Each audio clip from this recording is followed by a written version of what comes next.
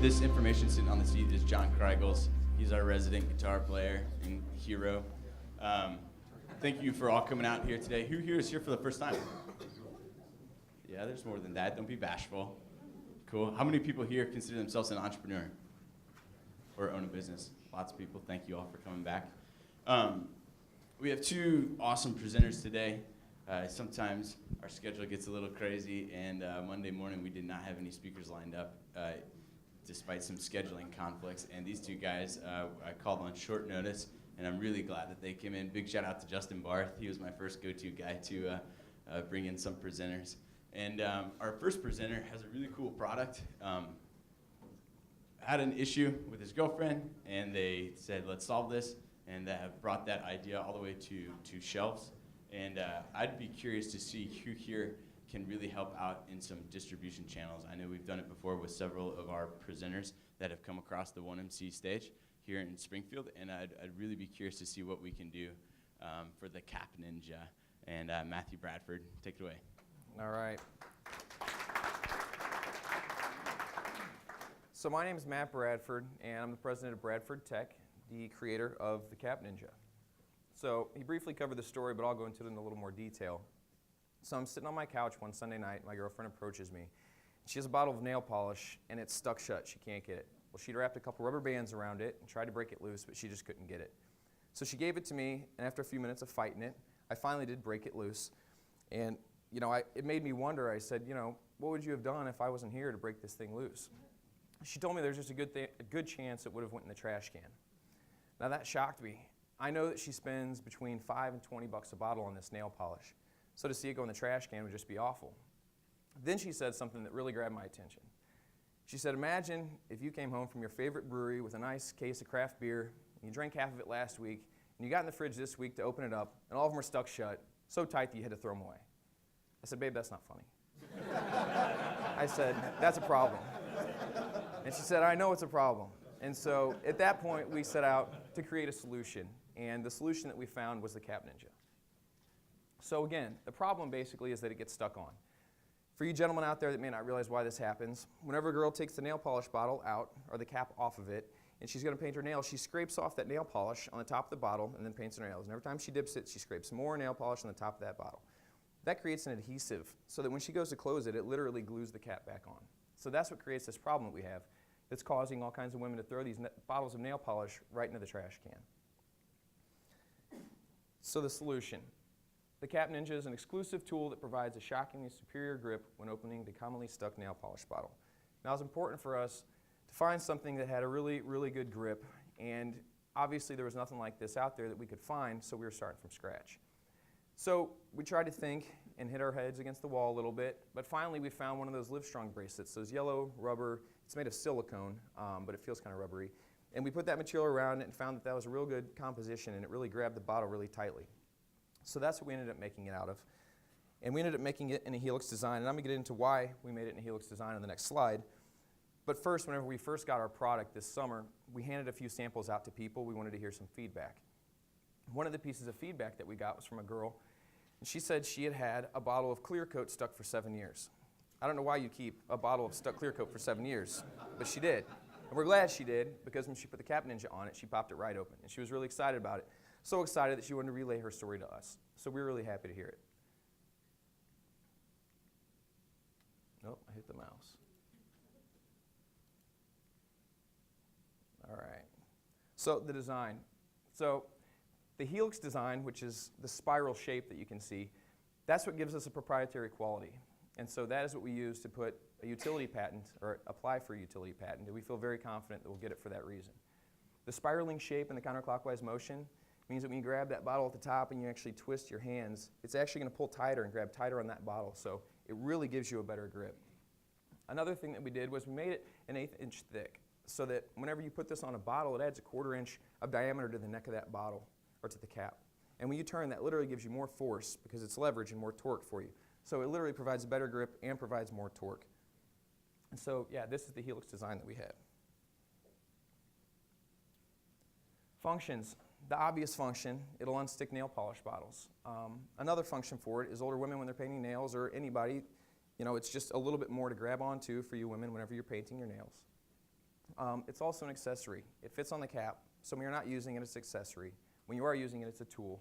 And it's very common for women to throw a nail polish bottle in their purse or to throw it in their bag when they're leaving. And all they have is that nail polish bottle, and they have no other way to get it open without this, if it's stuck.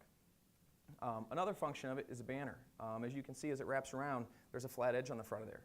We feel that that might be perfect for Walgreens, so that every time someone goes to open their bottle of nail polish, they think of Walgreens. Or maybe they think of a nail polish remover.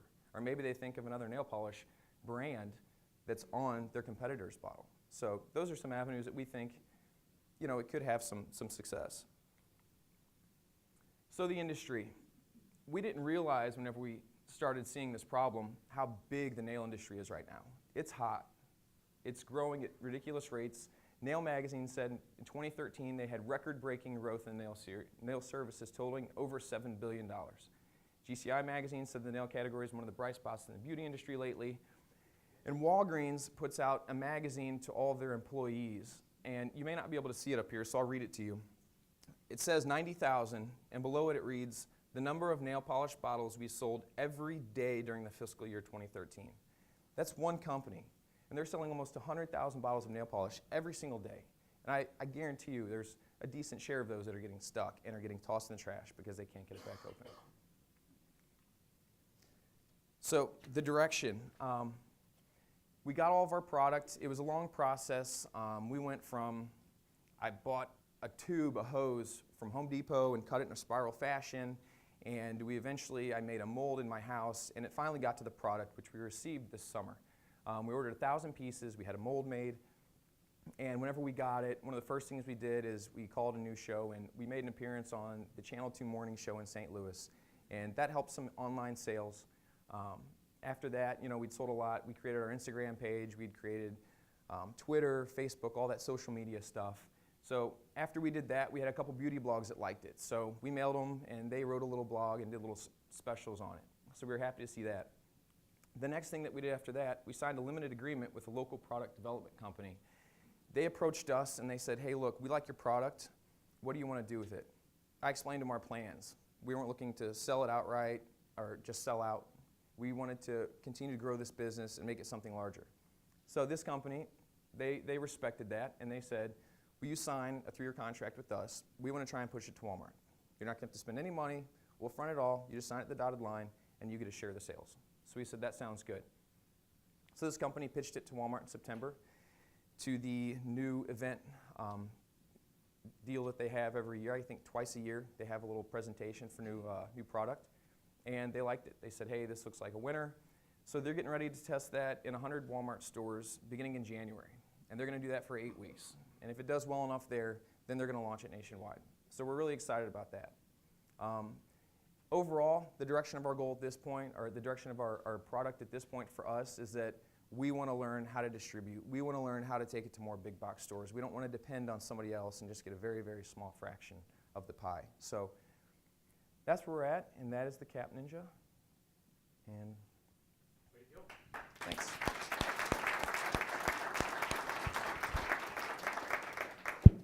Matt, can you tell us a little bit, we talked yesterday about pricing, and some of your different distributors have asked you, to go at that 99-cent price. Mm-hmm. With the current manufacturing that you have right now, what does that look like? What type of scale do you have to get to in order to significantly drop your pricing? Before we had been approached by a company to go into Walmart, we had pitched it to Walgreens, and whenever we pitched it to them, they seemed to really like it. We told them our price point, which at the time was $249 for a pack, or for a single pack. They told us, let's move forward, but first you have to do all the things online with Walgreens. You have to get insurance, and you have to fill out all this paperwork and give them your tax ID number, and all these things. So we jumped through their hoops for a couple weeks, and when it finally came time to close the deal, we called them and said, hey, we're about ready to go, and this might be a lesson to everyone out here. They emailed me back and said, hey, you know what? We decided we only want to sell this thing for 99 cents. If you're not going to do it for that price, we're not interested. So back to the drawing board. It was pretty close for our margins. We wanted to initially sell it to them for $1.25 so they could have 100% markup. Walgreens likes to have a minimum 35% markup in their beauty supply. So back to the drawing board. we were crunching the numbers. We were really trying to beat down our wholesale cost so that we could just get in the door of Walgreens because we really wanted it to have a chance. That was our main goal. Well, while we were trying to crunch our numbers and beat it down, that's when we were contacted by the company with Walmart. And so at that point, we said, hey, if we're going to go into Walmart, and the price point this company is going to take it to Walmart is between $2.50 and $3. We said we would hate for this to go into Walmart, and then some Walmart executive walk into Walgreens and see our product that we're selling for 99 cents. They're putting a 2-pack in Walmart for $2.50, and you'd be able to buy 2 in Walgreens for 99 cents. So we thought that would just undercut our own company and our chances of going where we want to go. So we've held off on the Walgreens deal. We've held off on some of the other options that we wanted to pursue in hopes that whenever we get into Walmart, we can have some sales, and that'll help us walk through the door. So they don't have to knock on the door now and say, hey, we don't have any sales or as many as they'd like. Maybe it works in Walmart. I feel like it'd be hard to get that second meeting. So that's kind of where we're at. Tell me what product placement looks like. How do you negotiate with Walmart? Obviously, it's going to be in the nail polish section, but are you paying for where it is present on the nail polish section, or do they automatically put it there as a complementary product? The company that we're actually working with, they were only interested in putting it in one department. So technically, the contract that we have with them is for one specific department in Walmart for 3 years. Now, for all intents and purposes, we just assume that they have the Walmart contract. But their idea, and after a conversation with this company, they were in agreement with myself and my girlfriend Cindy. They said, you know, we don't really see this as a product that someone's going to actively get online and say, where can I find this Cap Ninja? It's more of an impulse buy. You're walking through, you're browsing the nail polish, you know, you see this little thing. What is it? It's kind of an odd shape, so it might get your attention. What is it? Oh, I have a couple stuck bottles of nail polish. And the idea is that it's cheaper than any bottle of nail polish that you're going to find. So if it works one time, ideally it pays for itself. So the nail beauty aisle and putting it into place, such as the counter point of sale display or a clip strip is what they're going to put it on in Walmart. Very cool. All right, I got a question. Awesome presentation, by the way. I'm right here. Where you at? I'm waving Oh. at you. Okay, so first question, who's your competition? And then the second question, have you considered partnering with any other large nail companies like OPI so that, you know, it could be placed on the bottle so it would be more intuitive that this is actually what your product does? Mm-hmm. Yeah, the first thing that we did was we got online whenever we realized this was a problem. We wanted to search for a solution.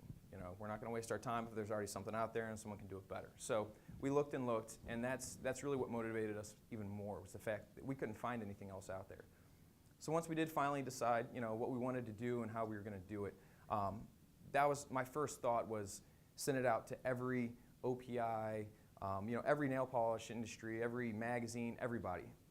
And after speaking with a CPA attorney friend of mine, he told me that it might be best to try and grow it locally first. He said, if you have a product and you just ship it out to OPI or some big shark, he said, there's a possibility that they might, before you get it out into the open, they might go and steal it and make you fight them for it. And so for us, we said, you know what, let's make a presence in St. Louis. That way, if anyone tries to do anything, we can come back to that and say, look, if it goes to a court of law and we have to defend it, we can say, look, we were already present in St. Louis and selling this before. So that is definitely one of the avenues we want to pursue. That's, you know, one thing we think it could really use the banner space on there. Like I said, if OPI could put their name on the competitor's bottle and that, you know, the person opening it would see that every time they want to paint their nails, we feel like that might be pretty powerful. I have two questions for you. One, is this something that you can take off of one bottle and put on another bottle and reuse for all of your different bottles? Uh-huh. Okay. And then secondly, you mentioned about growing locally. Have you thought about going into like spas or nail places where the nail techs who do manicures and pedicures can sell them directly to their clients and stuff like that? Well, to first get back to your question, it is reusable.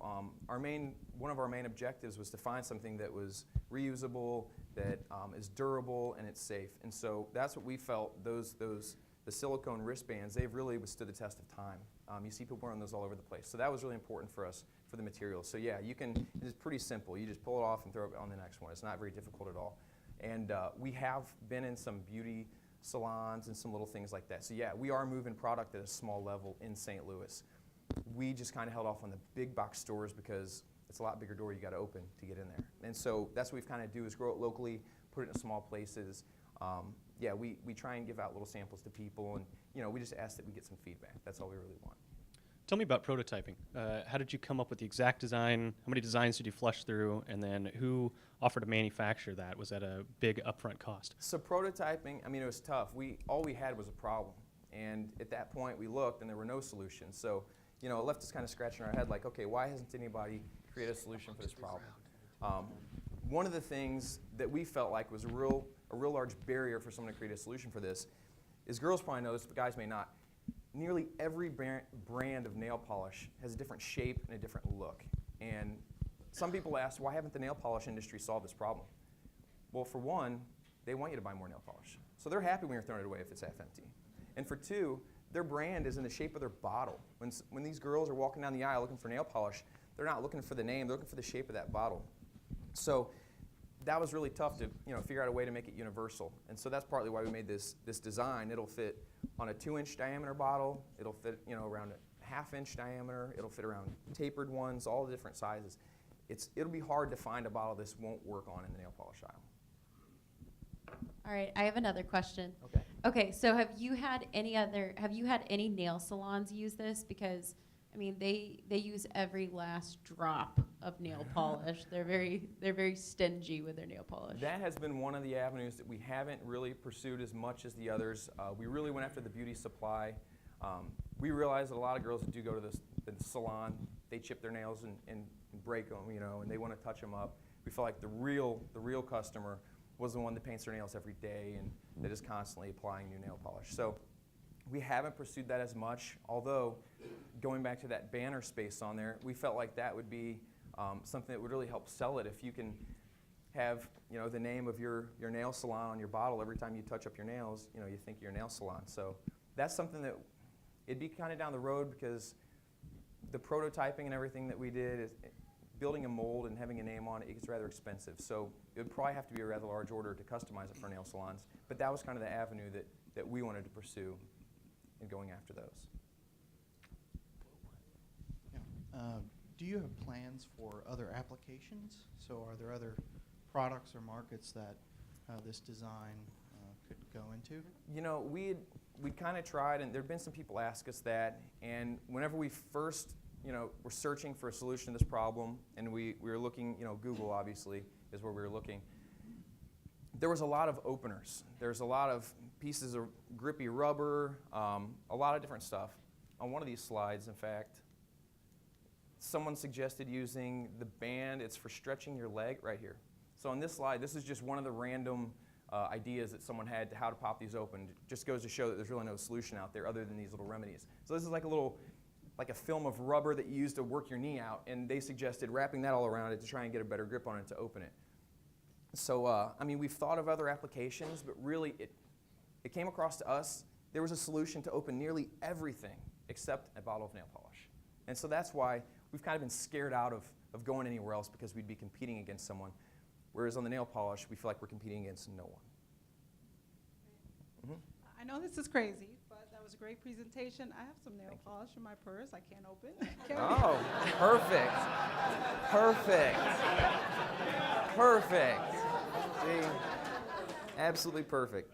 So, yeah, it'll go in any bottle of nail polish that you want, and it just opens right up. There you go. Thanks.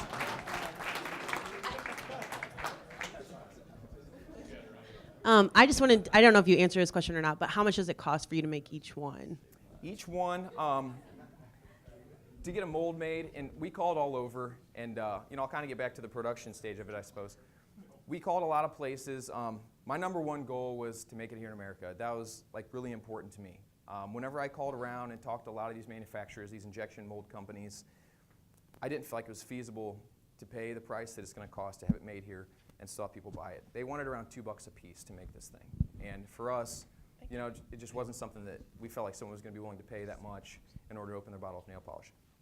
We're down right now to less than 30 cents for the actual device, and on the shelves less than 50 cents per piece. Now, that was us selling it at an individual level. The company that's pushing it into Walmart, they're doing 2-packs. And so we may take a page out of the book of the people that are going to test it in Walmart and apply that to our sales. We may do the twin pack, and we may do the clip strip, opposed to the point of sale display that we'd initially tried to do. So getting this into salons seems like it would be a nightmare. It seems like it would be best as a promotional product in catalogs. And so I came in late. Maybe you've already answered this, but what is your production capabilities right now, if that were to happen? Our production capabilities, as far as producing this piece right here, in a month, probably 6 weeks, I could have as many as 10,000. So whenever we were developing this, we ended up using a company in Illinois that they're basically the middleman. So we're certain we could, in the long run, get this cheaper. But for now, it's nice having someone that knows what they're doing, and I can just explain what we want, and they can just kind of make it happen. So I'm sorry, I lost my train of thought. What was this question? What's production capacity? I think you answered. Production capacity. So whenever we were having molds made, that was one of the questions we had to answer was, how many pieces do you want to fit in each mold? And it was, do you want a 5-piece mold? And that means every time they cast this, the 5 will pop out. Or do you want a 30-piece mold? Obviously, that means they have to make the shape, 30 of these shapes in their mold. So we went with the 30-piece mold, and we tried to find a middle ground so that we can still produce a large quantity if we need it, but it wasn't too incredibly expensive. It was less than a couple grand to have the mold made. So yeah, that's where Everything's self-financed right now? everything is self-financed right now.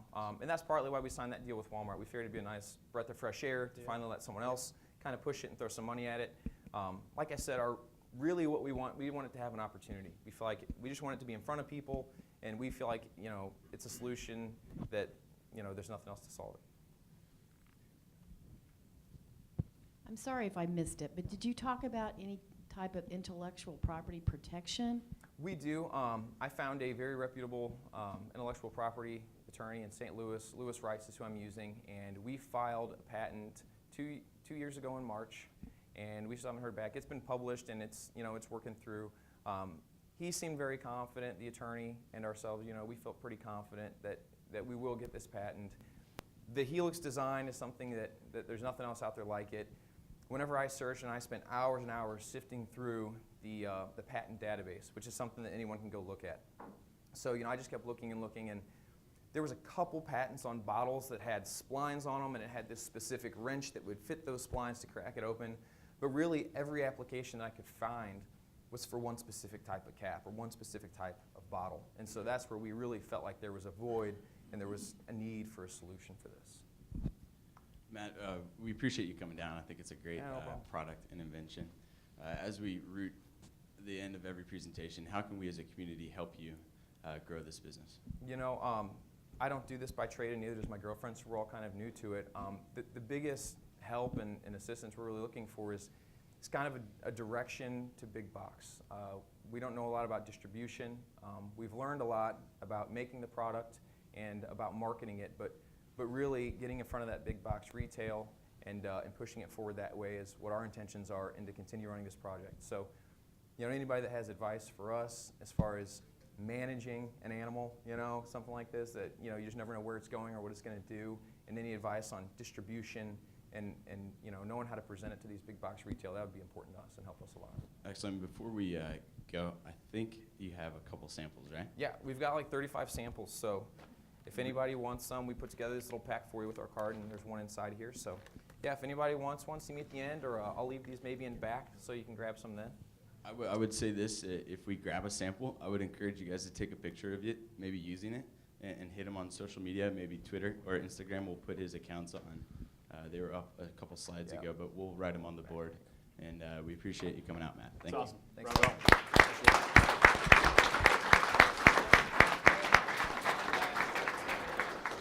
How cool, the Cap Ninja.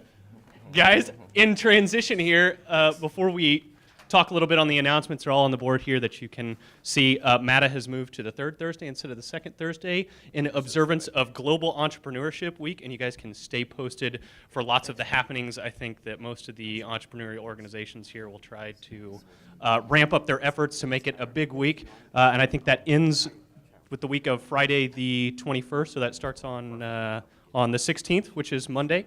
But before we get to our next presenter, I'd like to introduce somebody who it's also her first time here at A Million Cups, and that's Taylor Brown, the head of A Million Cups in Kansas City.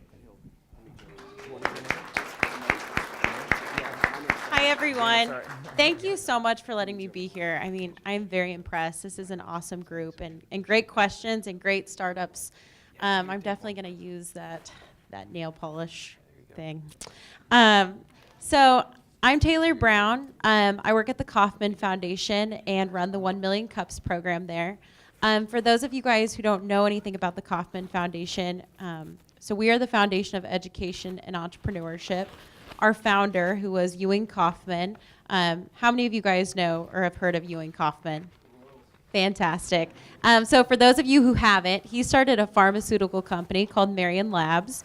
And, you know, when he sold it to Merrill Dow, he made millionaires out of so many just regular Joes. And then he brought the Kansas City Royals to Kansas City. And then he wanted to give back to the community in a different way. So he started the foundation. You know, it was the first foundation really focused on entrepreneurship, which was really unheard of at the time. So I'm on the entrepreneurship team there, and we run this program called 1 Million Cups. It was started 2 years ago because being the foundation of entrepreneurship in Kansas City, we really didn't know our backyard of entrepreneurs, which was a problem. So we started going out into the community and hanging out with the entrepreneurs, and noticed that they were hanging out with each other, but they weren't really talking about their startups or what they were working on because they didn't really know how to talk about it. And it wasn't a very safe space for them. So we created a safe space for them at Kauffman and allowed them to come in once a week. And you know, we gave them a platform to talk about 6 minutes. And then we opened it up to the community to ask really good questions and to provide advice and feedback for those companies. And then eventually this thing just took off, and then we launched in Des Moines. And now we are in 62 cities. We're in Jackson, Mississippi today. So this thing is just taking off like wildfire. But you know, the only reason this works is because it's ran by entrepreneurs. And it's just crazy to me. We have about 160 volunteer organizers. They're volunteers, and they put about 6 to 7 hours out of their week into 1 Million Cups. So I just want to say a big thank you to the Springfield organizers here for really caring about their community and growing this ecosystem. Thank you.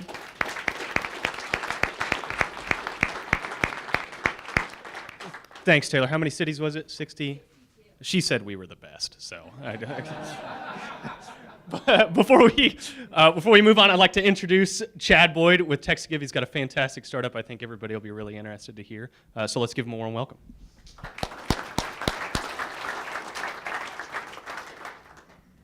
Good morning.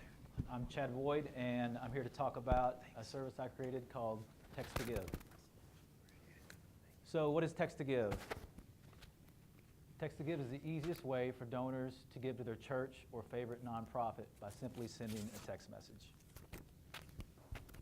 Okay, so I want to give you a little backstory, history on how I came up with this. I attended a local church here in Springfield, and back in April of 2012, I was sitting in the congregation, and they were getting ready to pass around the offering bucket like every church does.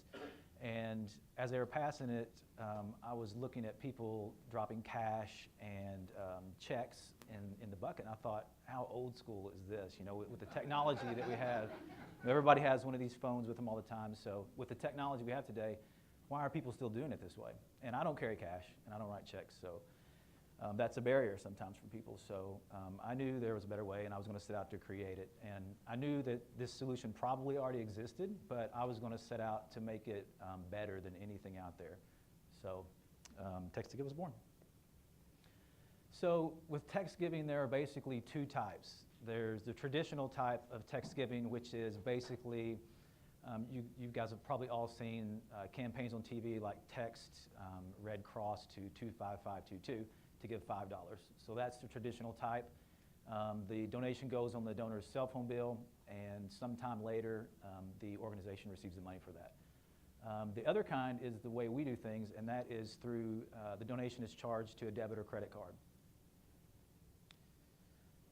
So why traditional text giving is not awesome? The donation is charged to the donor's cell phone bill, which may seem okay, but I'm going to go into a few reasons why that's not always ideal, especially for the organization. First of all, donations are limited to $5 and $10 maximum. For some people, that's okay. Most nonprofits would probably like to receive more than $10 for donation, and churches definitely, people that give to churches almost always give more than $10, so that's a problem. There's a requirement to do the traditional type of text giving. The revenues of the organization has to be at least $500,000 a year, and that basically eliminates a lot of nonprofits from being able to accept text donations. 5 to 10% of the donation is taken by the Mobile Giving Foundation. That's kind of a lot of money to part with out of the donations. There's long setup times with traditional text giving. It can take usually up to 30 days to even get the program rolling. A lot of organizations want to get up and running faster than that. And usually it takes anywhere from 90 to 100 days for the organization to receive the money that the donor gave. That's a really long time. That's time that the organization could be using to do good. They also don't receive any donor information with traditional text giving. They just receive the money, so they don't know anything about the donor. Most of the time, nonprofits want to know who gave so they can reach back out to them later and start a conversation with them. They can't do that with traditional text giving. So all of this is no good. So why text giving with Txt2Give is awesome. The donation gets charged to debit or credit card, like I said, so that means there's no maximum amount. Giver can give any amount that they want to. There's no rigid qualification requirements like I talked about earlier, so that allows a lot of smaller nonprofits and churches to use text giving. It can be set up in under 10 minutes, literally, so that's good. Organization receives the funds in 2 days instead of 90 to 120, so they get the money really, really fast. They receive all the donor information.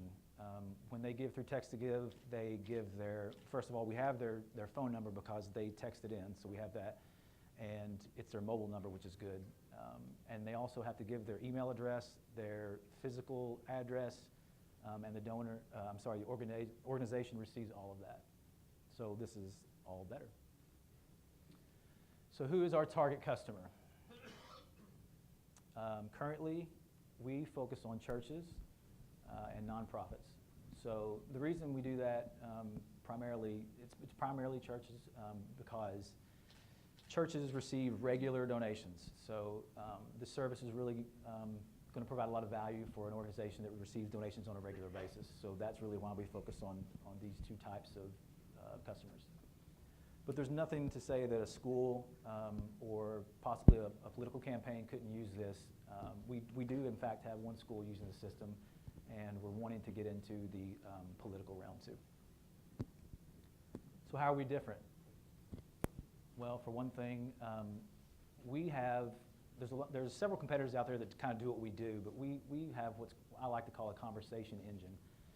And when you give through Txt2Give, it's more like sending a text message to a friend or a family member. There's like a conversation that goes back and forth instead of just sending one text message and you get some robotic reply from a machine. So that's one way we're different.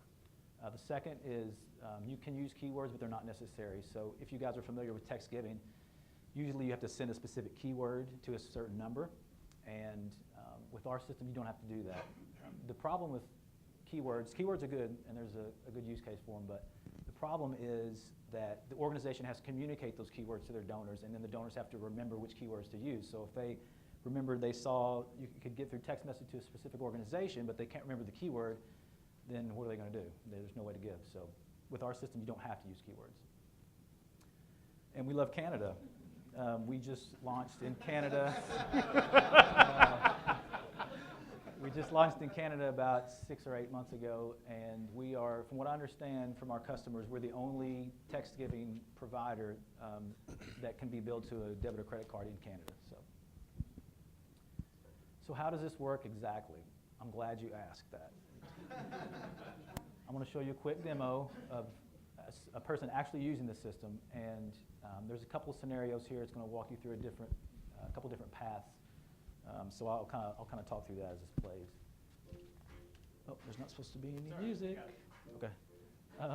Okay, so this is a person giving $100, and the system's going to ask them to confirm. and it's going to also ask if they want to make the gift recurring. If it's a first-time donor, they get a link that they have to click, and it takes them to a short, mobile, optimized registration page. This is where they give all that info I talked about, including their credit card information in. This is just a one-time only step. So once they submit that form, they're going to get a confirmation message there. And then the second time, anytime they give after that, there is no registration step, so it's much quicker. And it's the same thing, they're confirming their amount, and they'll be asked if they want to make it recurring, and then the system just processes the donation after that. There is no link. So here it's going to show how an organization can set up multiple ways to give, and if there's more than one way to give, it's going to show a list, and they get to choose how they want to give their donation. So once they choose, then the rest of the process is the same. This is going to show up setting a recurring donation. That's one of the features we have in our platform.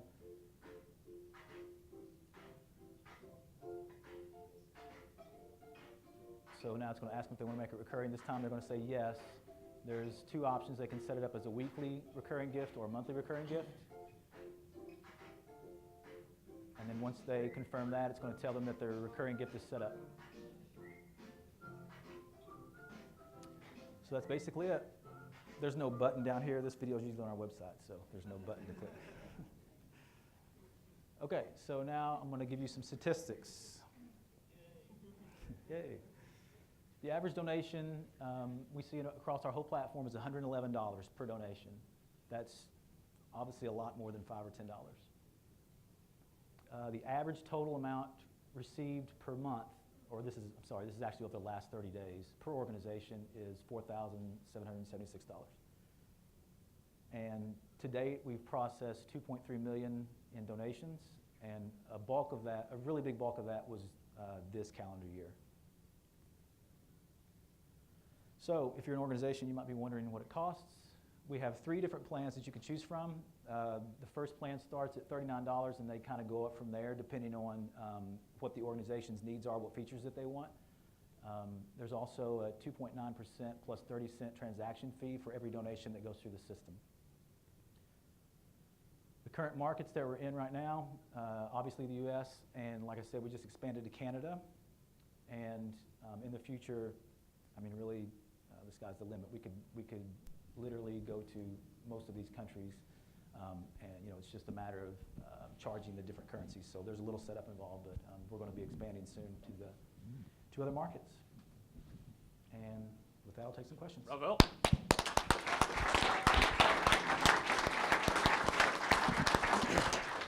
Chad, the average donation is $111. I find that surprising. Tell me, are that coming from the churches, or is that the number is rising from the nonprofit side? Well, it's mostly churches. We have, the percentage is about 90, I would say 95 or 96% are churches. So that does probably skew the numbers a little bit. However, I will tell you, with the nonprofits that we have, we do see much more than $5 and $10 donations. First of all, thank you for making it a lot easier to text during church without getting bad looks. Secondly, your application, does it track every transaction that you make, whether it's to the Red Cross or to the church that you're donating to? And would we be able to receive our taxes off of that? I mean, like, would you guys be able to either extend that technology to be able to send us an email so that we can, because I mean, that would make it almost even more marketable from a customer viewpoint, just because, we wait in January to get all our tax slips in from the previous year from the places that we donate. I mean, is there any software in it that helps with that? Right. So yes, the answer to your first question is we do track every donation that comes through. There's when you sign up, when the organization signs up, they get an account to our dashboard, and they can log in anytime and see all of the donors that have ever given, all of the donations that those donors have given, and they can also view things like the state of the donation, what's pending, the person hasn't registered yet, things like that. So yeah, we do track that stuff. And what you didn't see is we do automatically send an email receipt right now. So after the gift is made, immediately an email receipt is sent. And the only thing is that email receipt can't be used as for tax purposes. We're not a nonprofit ourselves, so we can't issue those. So it's up to the organization to actually log in, see who's given, and then generate those tax receipts. Do you have a way to donate anonymously on your system? No, we do not. Every donation, the donor has to give their information. We have had that come up a few times, that question come up a few times, so it's something that we're considering, but currently you have to give your information. You can make, the organization can choose to make the physical address optional, and what that does is it makes the registration form a little bit shorter. So we do have that option, but they have to they have to give their name, email address, and then their credit card information. Great presentation, great product. It's exciting. One of the things that I thought was cool is you said you have a conversation engine that makes it different than a regular just, dumping this text notification out to somebody. Could you talk a little bit about that and how it works and how you've seen retention either increase or decrease because of that? Yeah. So the way it works really is, you basically saw the way it works on the video, but a donor can actually, the way you start off a donation is by typing the word give and then the amount. But our system is smart enough to parse out anything that they send over and look for certain words and numbers. So I saw somebody the other day in our system, they texted, I'd like to give $100, please. And the system recognized that. It didn't spit out an error. So, it does things like that. And it also do things like, so if they text in and they're going through the conversation, maybe somebody gets distracted and they don't complete the donation, they can literally come back like anytime, 2 months later, and pull up that text message and go, oh, I forgot to finish my donation. And they can finish it off and the system will know where they left off. I had a question. So the link that takes them to that automated form, is that a form through your site or is that through the organization's giving page? Like if the church already had a online giving, does it link to that online giving or is it through the Txt2Give? Right. It's on our side. It's our hosted form. The organization can customize the form by uploading their own logo, so it kind of brands it. We also list the organization's name at the top, so the logo makes it familiar to the donor. If they're already familiar with the organization, they see that familiar branding, so we do that. Hey, Jed. Oh. So great product and great brand. You've obviously put a lot of work into that. Can you tell us a little bit about your team? And are you working out of a really cool startup office of some sort? Funny you should ask about that. Shameless.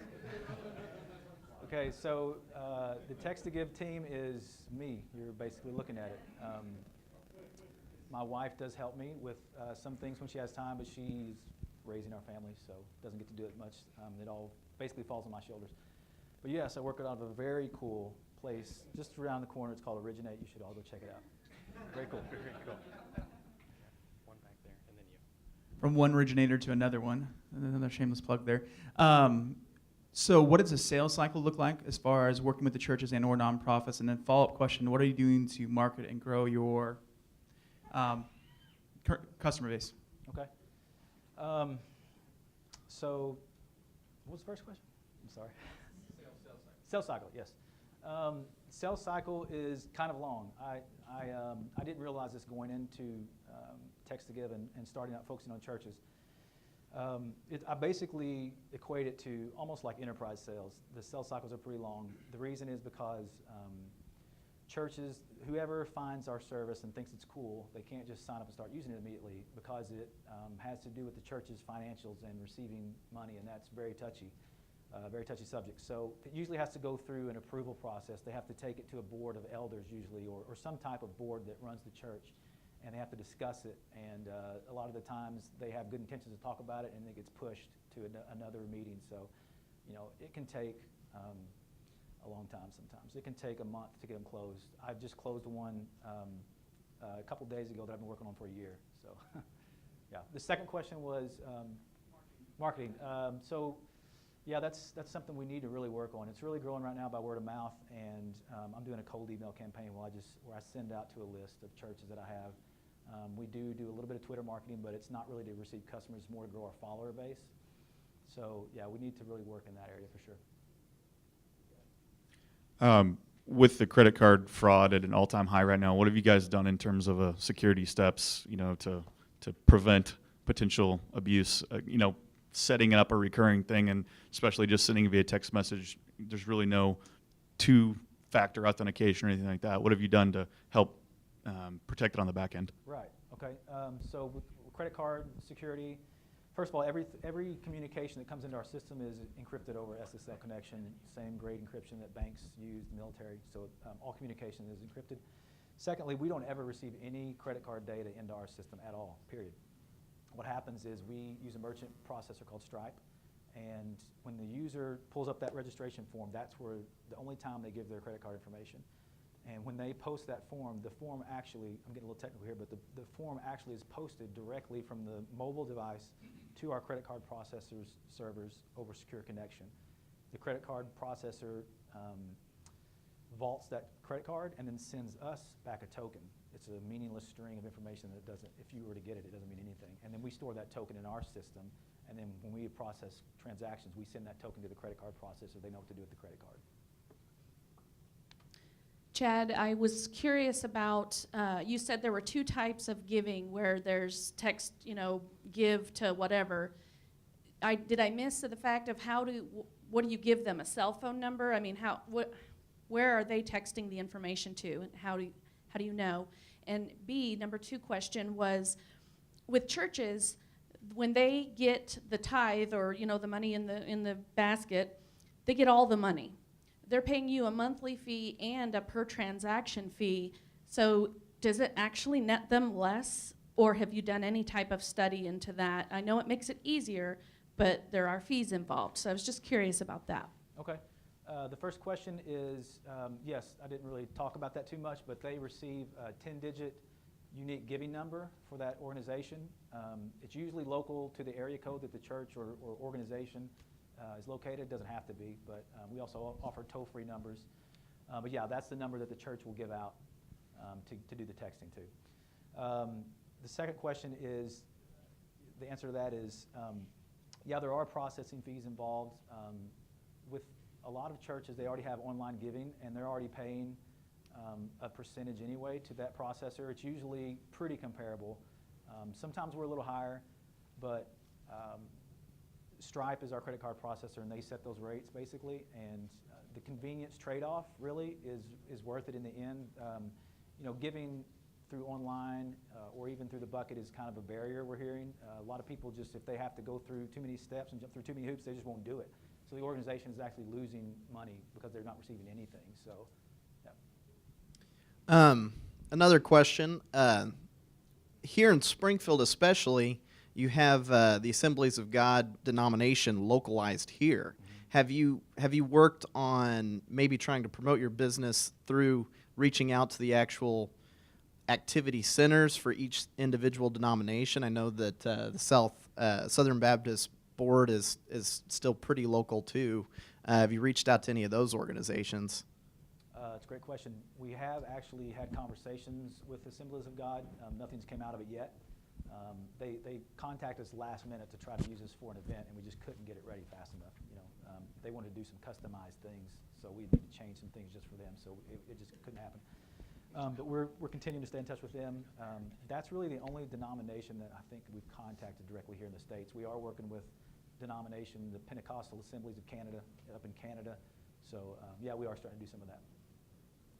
With your conversation piece, are people able to designate a gift, like building fund or something like that might differentiate your product from other traditional text? Yeah, absolutely. The organization in the dashboard, they can set up different, we call them causes. It's a designation or fund. They can set up those, and once they have more than one in the system, when the person gives, it'll ask them, how would you like to give? And they select the number that matches the fund. I got two questions, actually. The first one, with it being more geared towards smartphones, because you send a link the original time for the very first time that someone gives, is there any integration now with Apple Pay for iPhone 6 and iPad Air 2 users? And also, how do you go for people that do not have a smartphone? Because now they can't access the link. Mm-hmm. Okay, so Apple Pay, I don't know a whole lot about it. I haven't looked into it yet. My understanding is it only works on an iOS app. So ours isn't actually an app, it's just regular text messaging. So I don't think we're going to be able to take advantage of it, but to be honest, I honestly haven't looked into Apple Pay that closely. The second question was the link and about it having to use it with a smartphone. It is more convenient that way because they can just tap the link and register right then. But if they don't have a smartphone, they can still do it. If it's an old school flip phone or something, they can get all the way to the end where it gives them the link, and then they could take their phone to their computer and type in the link and then register that way. You talked about the one-time registration. Is the system smart enough, say my church has this application and I go on and I register, and then also I hear about American Red Cross and I say, oh, I want to also give to them. Will it still recognize me as a user and have my information, or do I need to re-register for each organization? That's an awesome question. I'm glad you asked that. Yeah.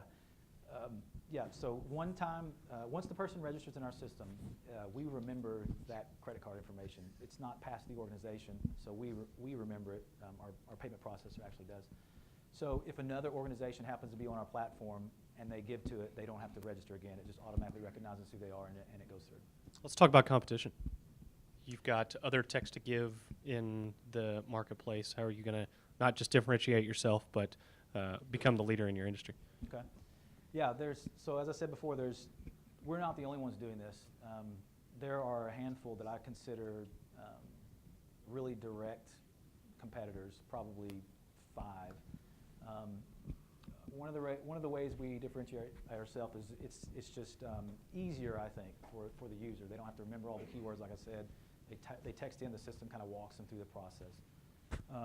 So that's one big thing. Another thing is right now we have to use a specific payment processor, and some churches have told us that they already have merchant relationships set up and they get a pretty deep discounted rate because they're a nonprofit. So maybe they're getting 1.1% instead of 2.9, which is a lot of difference over a big volume. So we're working towards allowing any organization to use the current merchant processor that they already have in place and kind of integrate it with Txt2Give. So that's really the big reasons, big ways. In the current system you have now, like if I gave to a church or something, and then they planned on expanding their church and building a whole new wing for like a kids section, right? Is it built into your platform that they could text me and say, would you like to donate to help build the expansion of our kids wing at our church? Like, can they specifically ask you, or will they have to like take your info from the dashboard and then go through and have to contact you individually? Okay, I think I understand your question. So if they have a new fund that starts up and they want to accept donations for it, yes, they can start accepting donations for that fund. They set up the cause in our dashboard, and then the system automatically recognizes it's new and it's active. And so when the person texts in, it's automatically going to bring that up and they get to select it. But the person can't, the organization can't initiate the text message after the person saying, hey, we've got this new fund, would you like to give to it? It has to come from the user, the donor first. So Chad, do you see that ever being an option? And then can you tell us a little bit about the technology and the platform, who built it? I assume there's some white label options out there. Have you ever considered white labeling, or would that just be too competitive? Tell us a little bit about that before we wrap up. Okay. So white labeling, yeah, we have a reseller feature in the platform. So we have one reseller on the platform right now. So if another company wanted to resell our service, they could do that. It's set up that way. So that is a form of white labeling. As far as the technology goes, I'm a developer by trade. That's what I've done for the last 16 or so years. So I built everything. I wrote the code. I made everything. I glued it all together and made it work. So yeah. I feel like I keep asking you questions. With this implementation, have you reached out to maybe smaller campaigns too? I'm thinking originally maybe a missionary. I could see it being an applicable sell to you if they were to go on YouTube asking for people to send money, and then, oh, by the way, text this number and you can help fund us. And I mean, how do your contracts work? Are they typically year to year, or I mean, are there some short-term contracts that you would be able to negotiate for either those situations or building campaigns for churches? Yeah, so there are no contracts with our service. It's just month to month. And the first 30 days are actually free. There's a free trial. So the organization gets to try it for 30 days to see if they even like the service, see if it has any traction. So yeah, there are no long-term contracts. That's great. Chad, before we wrap up here, how can we as a community help you? There's a few ways. I mean, one is just to raise awareness. You know, if you guys give to a nonprofit or you attend a church and you'd love to see this option in your church, please let the staff know that the service exists, and we're local right here in Springfield. I could go in and have a face-to-face conversation with them. You know, another way is we're really wanting to get into the political realm, as I said earlier. I don't really have any political connections, so if anyone knows any campaign managers or anything like that, I'd love to get started in that realm too. So yeah, those are the two big ways, I guess. Chad, excuse me, the boss has one more question. Oh, sorry. No, I was just gonna say to any of the startups or both of you guys that presented today, we have a passport program at Kaufman. So whatever one of the 62 cities that you guys want to present in, we just transfer your application over, and you can go and get exposure to a new market. So it's a great opportunity. So just let me know. Hey, thanks, Chad. And also, thank Matthew as well. Great presentations. If anyone knows of a company that would benefit from this program, please go to our website or reach out to Devin, myself, Deb, or Chad, because we'd love to talk to them. We're going to be here next week, same time, so we'd like for you all to be here again. And again, thank you to Taylor for coming. And hey, that'd be great too. That's great. Hey, give them a heads up on the day before Thanksgiving. Yeah. Day before Thanksgiving, we're not going to be here. You guys can come if you want, but we're not going to be here. And we'll probably make an announcement here in the next few weeks on our December schedule as well. So thanks for coming. See you next week.